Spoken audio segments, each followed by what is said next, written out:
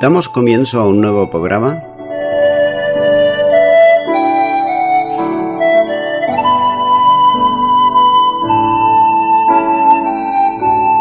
Servidores de Dios. Quien te habla es Manuel Cornejo.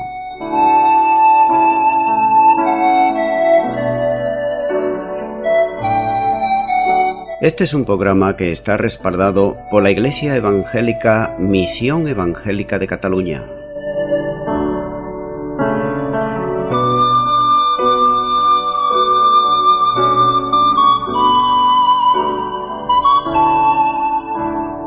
Estamos situados en la ciudad de Sabadell, en la avenida Matadepera número 239.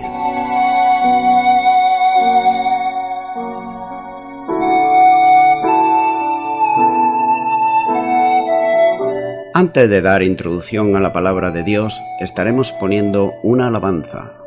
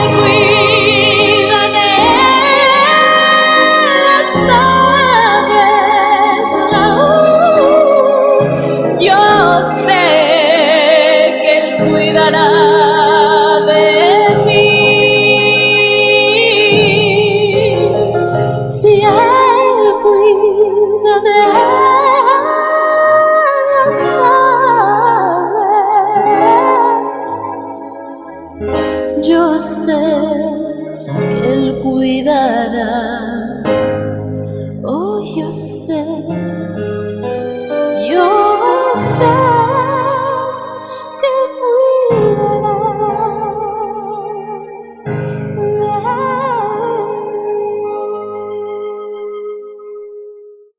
Bienvenido al programa Servidores de Dios.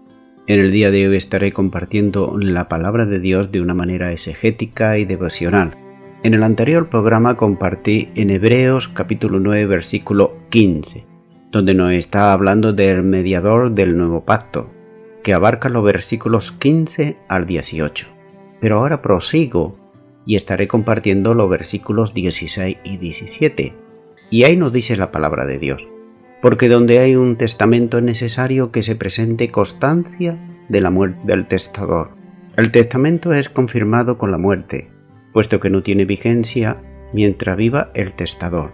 En ocasiones, una palabra puede tener dos significados totalmente diferentes, que solo pueden ser determinados por el contexto en que son usados estas dos clases de palabras.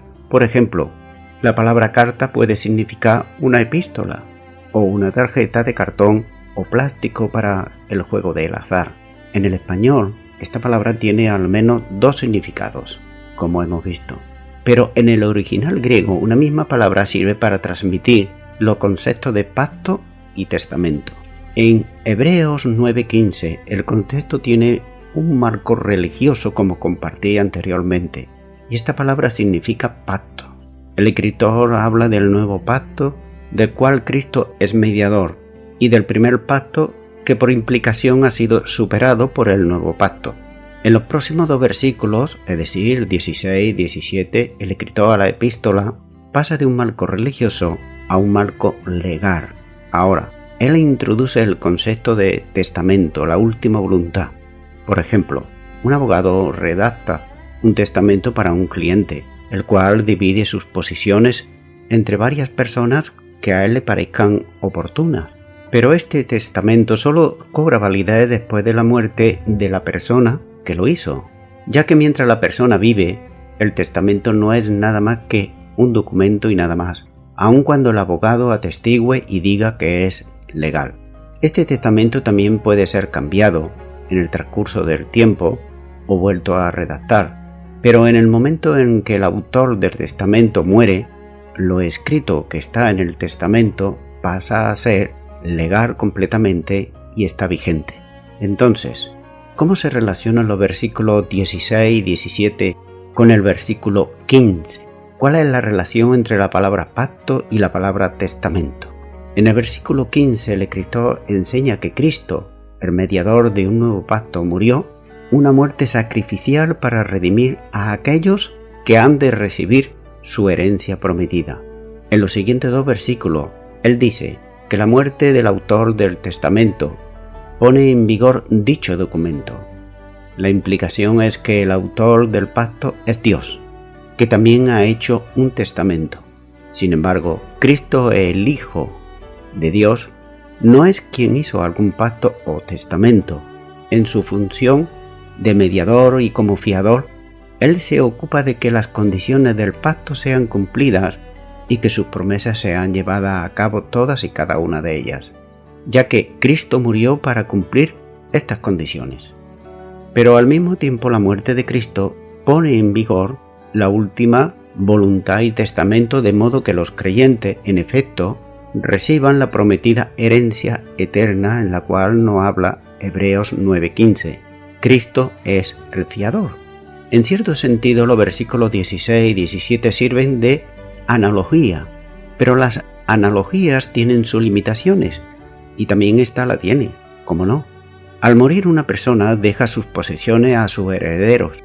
Estos herederos, a su vez, enfrentan ellos mismos la muerte y a su tiempo mueren.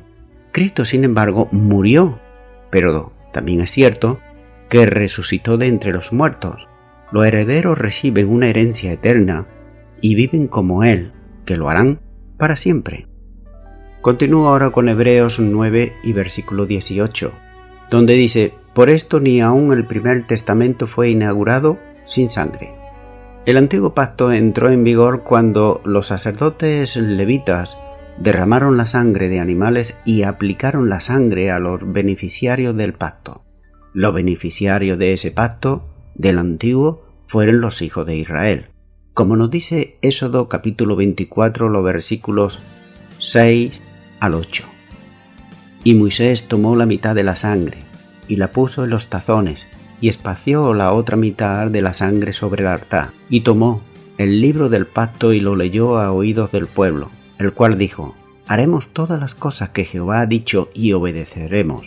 Entonces Moisés tomó la sangre y roció sobre el pueblo y dijo: he aquí la sangre del pacto que Jehová ha hecho con vosotros sobre todas estas cosas. El nuevo pacto entró en vigor cuando Jesucristo derramó su sangre, y Dios se aplica a sus beneficiarios espirituales. Mateo 26:28 dice: porque esta es mi sangre del nuevo pacto, que por mucho es derramada para remisión de pecados. La idea central de este argumento es que existe una íntima relación entre el pacto y la sangre de los sacrificios, tanto del antiguo pacto como del nuevo pacto. Ahora estaremos viendo los versículos 19 al 28 de Hebreos capítulo 9, donde nos van a estar hablando de la purificación por el sacrificio perfecto de Cristo. Y Hebreos capítulo 9, versículos 19 y 20 dice: porque habiendo anunciado Moisés todos los mandamientos de la ley a todo el pueblo, tomó la sangre de los becerros y de los machos cabríos con agua, lana escarlata e hisopo, y roció el mismo libro y también a todo el pueblo, diciendo: esta es la sangre del pacto que Dios os ha mandado. De acuerdo con Éxodo 24:3-8, como dice aquí: y Moisés vino y contó al pueblo todas las palabras de Jehová y todas las leyes, y todo el pueblo respondió a una voz y dijo: haremos todas las cosas que Jehová ha dicho. Y Moisés escribió todas las palabras de Jehová, y levantándose de mañana edificó un altar al pie del monte y 12 columnas según las 12 tribus de Israel, e envió jóvenes de los hijos de Israel, los cuales ofrecieron holocausto y becerros como sacrificios de paz a Jehová.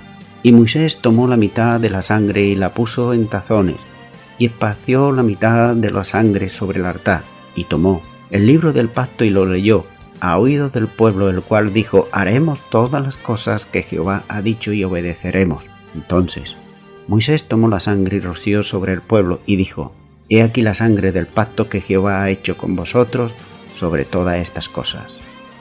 Estos versículos 19 y 20 de Hebreos presentan lo que es en su mayor parte un resumen de estas palabras de el Éxodo, pero el resumen incluye ciertas características que no aparecen en la narración del libro de Éxodo.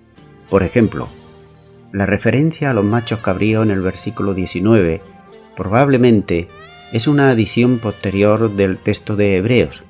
En este caso, este pasaje está de acuerdo con la Septuaginta de Éxodo capítulo 24 y versículo 5, al especificar terneros como los animales sacrificiales que se usaban en esta ocasión. Pero mientras que la narración del Éxodo, como dice Moisés, rociaba parte de la sangre sacrificial sobre el altar, como representando a Dios, el autor del pacto, y parte sobre el pueblo, que así forma parte del pacto de Dios. Aquí, él la rocía sobre el libro y el pueblo. Por cierto, que el libro, por contener los mandamientos divinos que constituían la base del pacto, puede representar a Dios en este pacto tan adecuadamente como lo haría el altar. Otra vez más, mientras la narración del Éxodo describe a Moisés rociando solo sangre, aquí en el versículo 19, la sangre está acompañada por agua, lana escarlata e hisopo. También hay que hacer notar que no hay evidencia sobre el origen de esta valoración en la narración del Éxodo. Para ello, como para algunos detalles del moblaje del tabernáculo en el versículo 4 de este mismo capítulo 9 de Hebreos, la posición del altar, del incienso y los contenidos del arca. De manera que nuestro escritor de la epístola puede muy bien haber utilizado algunas fuentes que ya no existen. El hisopo o mejorana probablemente se vea como el medio por el cual se rociaba la sangre en esta ocasión, así como el hisopo se utilizaba para rociar la sangre del cordero pascual alrededor de la puerta de cada casa de Israel en Egipto, tal como señala Éxodo capítulo 12 versículo 22. Para rociar sangre, es decir, yagua, sobre el leproso curado o en la casa que había sido limpiada de una infección leprosa, como nos dice Levíticos capítulo 14, versículo 4 y versículo 49, donde nos dice: el sacerdote mandará luego que se tome para él, que se purifica, 2 avencillas vivas, limpias y madera de cedro, grana e hisopo. Y el versículo 49 dice: entonces tomará para limpiar la casa 2 avecillas y madera de cedro, grana e hisopo. Y más significativamente, para rociar el mel mechí sobre las personas o objetos que se habían vuelto ceremoniales impuros por el contacto también de los muertos.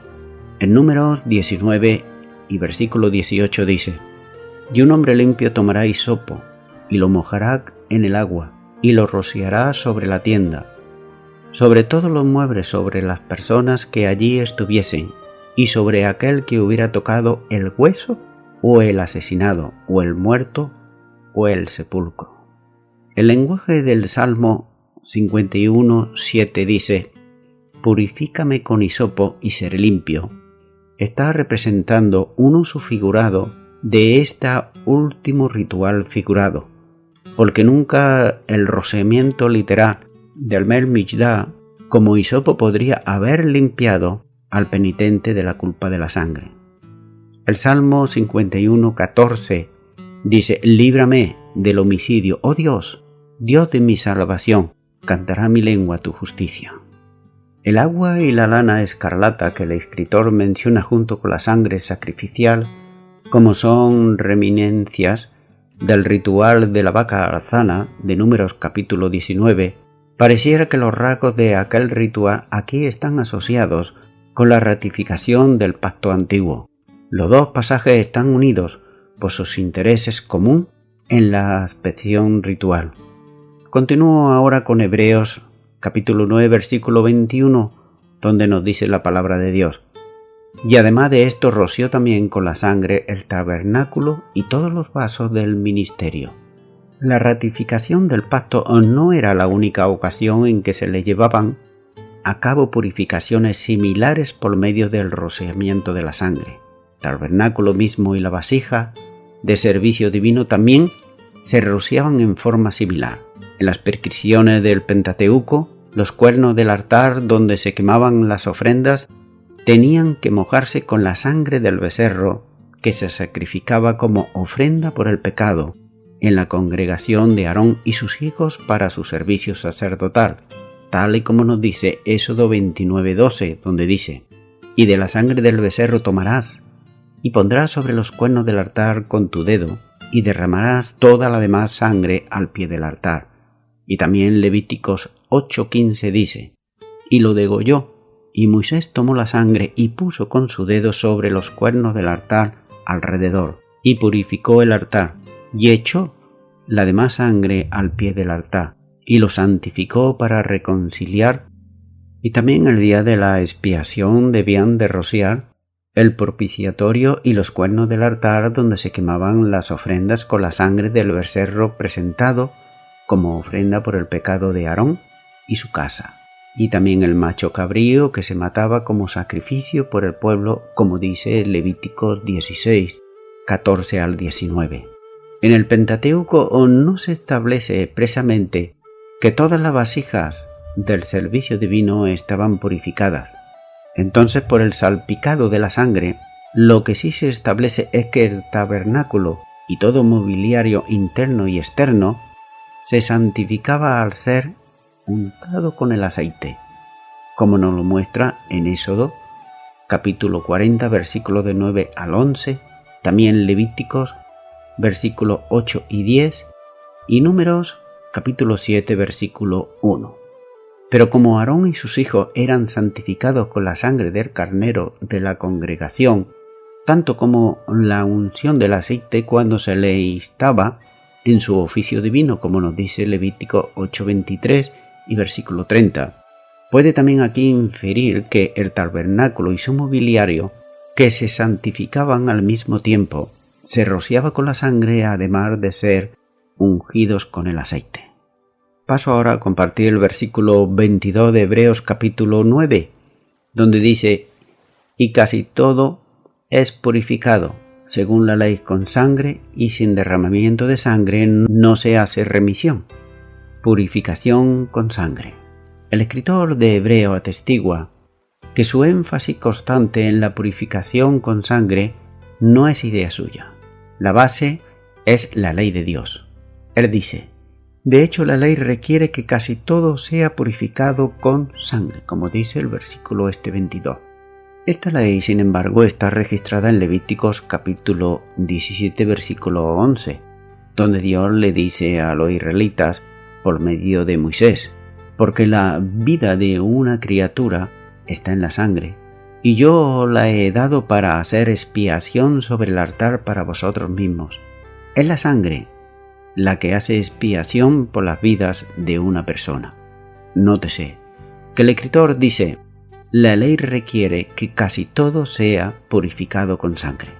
El término casi deja lugar para algunas excepciones, ya que algunas cosas podrían ser purificadas como con agua o por fuego, tal como dice Levíticos 15 versículo 10 y Números capítulo 31 versículos 22 al 24.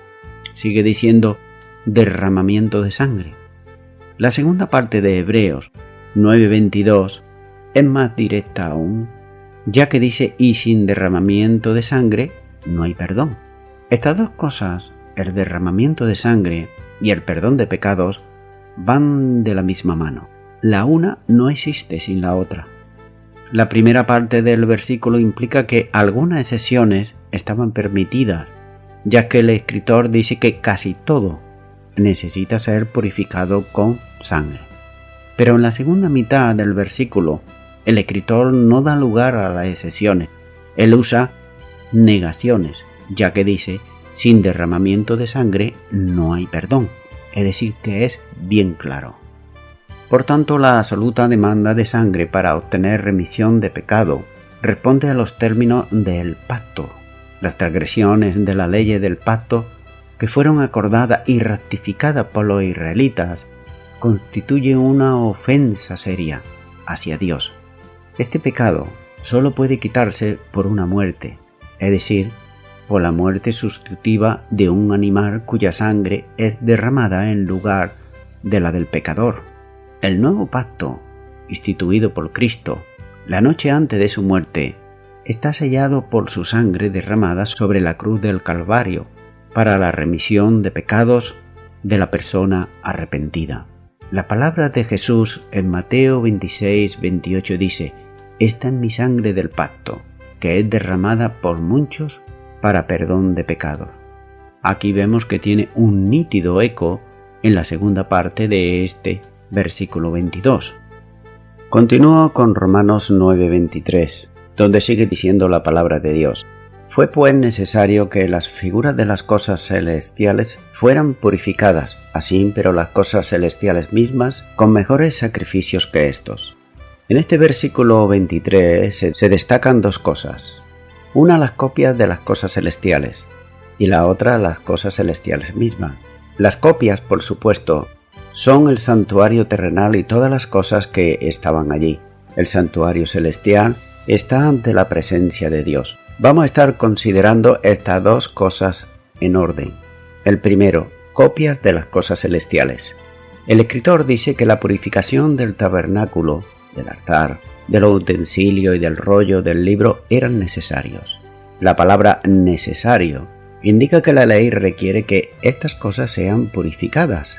Y es precisamente eso lo que el escritor de la epístola a los Hebreos afirma en este versículo precedente, es decir, el versículo 22. Por tanto, él llega a la conclusión de que sin derramamiento de sangre no hay perdón.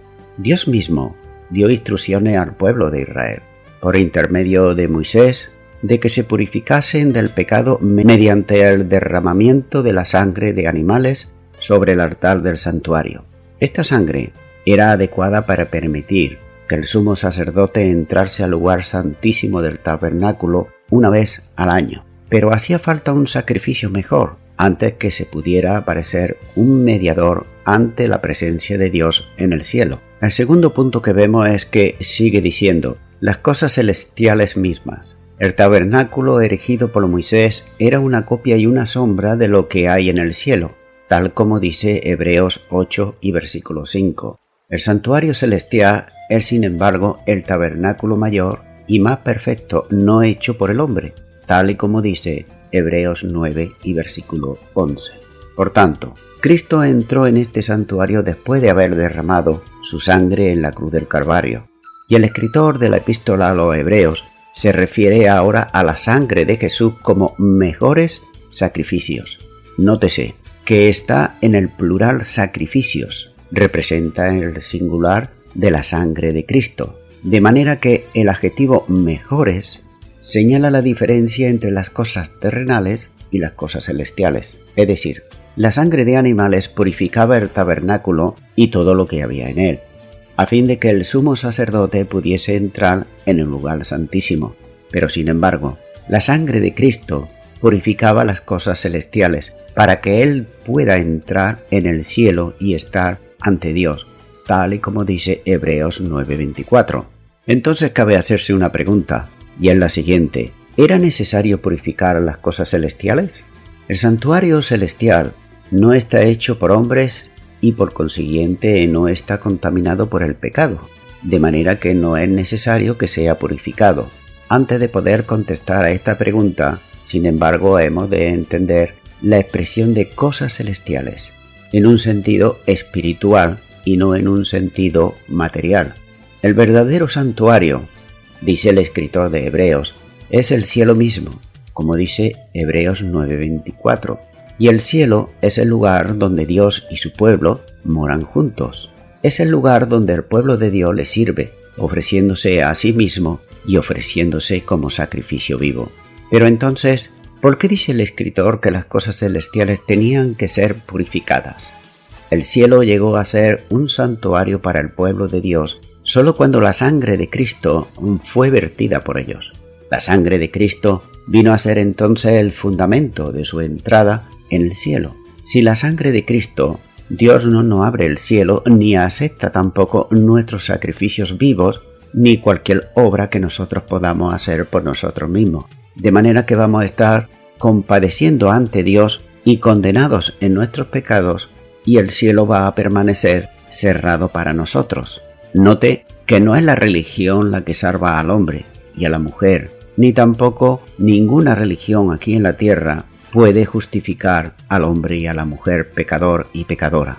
Absolutamente no puede. La religión lo único que hace es ponerle cargas a los hombres que no pueden soportar, que no pueden llevar. Sin embargo, la sangre de Cristo ha transformado al cielo en un santuario para nosotros, para que podamos vivir allí. Al mismo tiempo, el cielo sigue siendo también la morada de Dios, y la sangre de Cristo provee la remisión de nuestros pecados y también santifica nuestra presencia en el cielo. Hace que seamos más deleitables que los ángeles y que nuestro servicio de alabanza sea más aceptable que el de los ángeles. Nosotros, es decir, aquellos y aquellas que hemos experimentado el nuevo nacimiento en Cristo Jesús, somos hijos e hijas de Dios, por lo cual somos también, como dice Romanos 8:17, herederos de Dios y coherederos con Cristo Jesús. De manera que muchas personas se pueden decir que son cristianos, pero eso lo dicen ellos. Pero si no han experimentado el nuevo nacimiento, del cual nos habla el Evangelio de Juan capítulo 3, pues de nada nos sirve que nos llamemos como queramos si no hemos experimentado ese nuevo nacimiento espiritual. Además, la sangre derramada de Cristo le da al cielo mismo un significado adicional. No solo es el cielo el santuario del pueblo de Dios, sino que es también el lugar donde sus moradores dan testimonio del amor redentor de Cristo Jesús, de su gracia maravillosa y de su poder santificante. Voy concluyendo con esto. Como aplicación general de esta enseñanza es la siguiente. Romanos 6:23 dice: porque la paga del pecado es muerte. El Señor Jesús, que es sumo sacerdote, Él se identifica plenamente con el hombre. Por eso, Jesús tomó el lugar del hombre y dio su vida vertiendo su propia sangre y haciendo una vez para siempre expiación por el pecado del pecador. Sin la infusión de la sangre de Cristo no hay remisión en el Nuevo Testamento, ni tampoco la hubo en el Antiguo Testamento cuando se derramaba la sangre de animales. De ahí que el principio mencionado en este versículo es universalmente válido para todos los casos. Por esta razón, Jesucristo es para nosotros, como nos dice 1 de Corintios, capítulo 1 y versículo 30. Jesucristo es justificación, santificación y redención. Amigo y amiga oyente, la primera parte de Romanos 6:23 que he leído dice que la paga del pecado es muerte, pero la segunda parte dice que mas la dávida de Dios es vida eterna en Cristo Jesús, Señor nuestro. Es decir, que lo que Dios da al pecador y a la pecadora es vida eterna, cuando ese pecador y esa pecadora cree en la obra redentora de Jesucristo que derramó su sangre por sus pecados, ya que el hombre es pecador y Jesucristo es sin pecado. Es por esta razón que su sangre puede limpiarnos de todo pecado, y lo hace cuando nos arrepentimos, y lo hace cuando estamos dispuestos a aceptarle en nuestro corazón como Señor y Salvador. Por eso, amigo y amiga oyente, si tú quieres ahora recibir a Jesucristo para que su sangre te limpie de todo pecado, pues solamente tienes que abrirle tu corazón y orar conmigo una oración. Ora conmigo y di en este momento, ahí donde estás, una oración de fe. Di: Señor Jesús, te pido perdón por todos mis pecados. Me arrepiento de ellos. Te pido que tu sangre limpiadora me limpie de todo pecado. Te abro mi corazón y te acepto como Señor y Salvador, desde ahora y para siempre, en el nombre de Jesús. Amén. Bien, amigo y amiga, si has hecho esta oración de todo tu corazón, pues tú debes de empezar a caminar con el Señor. No una vida como la de antes, una vida pecadora, una vida sin límite para el pecado. No. Debemos de hacer aquello que a Dios le agrada. ¿Para qué? Para que no ofendamos más a Dios con nuestras rebeliones, con nuestra desobediencia. ¿Y cómo sabemos que estamos desobedeciendo a Dios? Pues leyendo su palabra. Por tanto, te animo que empieces a leer su palabra. Comienza ahí, en los evangelios. Comienza con el evangelio de Juan, por ejemplo. Y también es bueno que ores a Dios. Y también es buenísimo que puedas congregarte en una iglesia cristiano evangélica donde se predique y se enseñe la sana doctrina, que aquello que están predicando es lo que ellos están haciendo con sus vidas, dando testimonio que verdaderamente Cristo está en sus corazones. Y a toda la audiencia me estoy despidiendo de todos ustedes y será nuevamente hasta el próximo programa. Que Dios os bendiga a todos.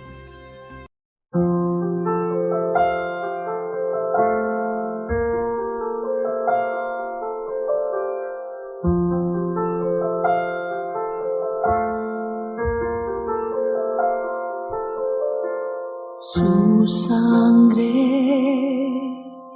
carmesí, alto precio fue. Mi lugar, Él tomó, nuestra esperanza es Él. Oh, la sangre de Cristo me lavó. Oh, la sangre que Cristo derramó. Sacrificio que me rescató. Si su sangre mi victoria es.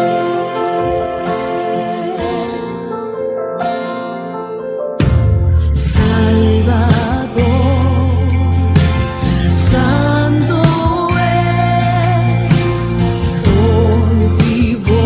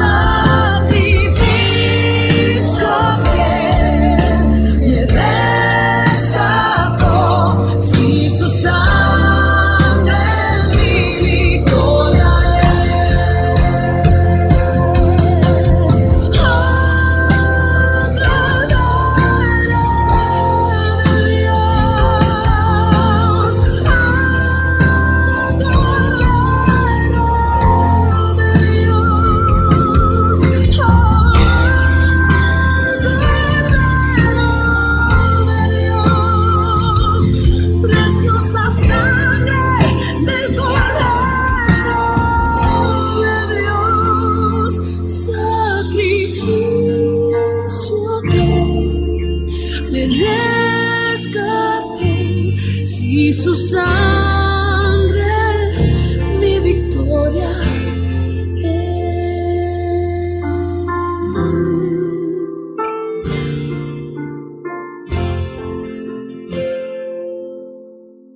Oh, su amor, qué bello amor, gracia que nos dio. Aun siendo yo un pecador, su sangre derramó. La sangre de Cristo me lavó. Oh, la sangre de Cristo derramó. Sacrificio que me rescató, si su sangre mi victoria es. Sacrificio que me rescató.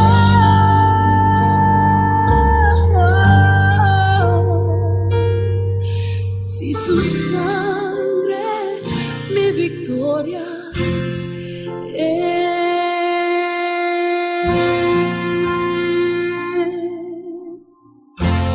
Mi victoria.